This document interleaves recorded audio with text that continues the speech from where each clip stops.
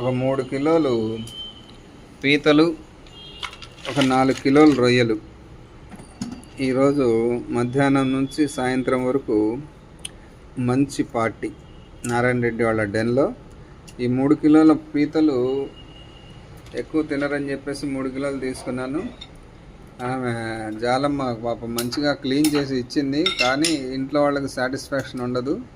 అందుకని మళ్ళీ ఇంట్లో మొత్తం మళ్ళీ పూర్తిగా క్లీన్ చేస్తున్నారు. మా ఆవిడకి చాలా పని ఈరోజు. ఇవన్నీ పీతలు, రొయ్యలు ఇంకా ఓపెన్ చేయలేదు. ప్రస్తుతం పీతల పని అయిపోవచ్చింది. మరికొద్ది సెకండ్లలో పీతల పని అయిపోతుంది. పీతల పని అయిపోగానే మళ్ళీ రొయ్యల పని మొదలెట్టుద్ది. రొయ్యలు లోపల పేగులన్నీ తీస్తారు, కానీ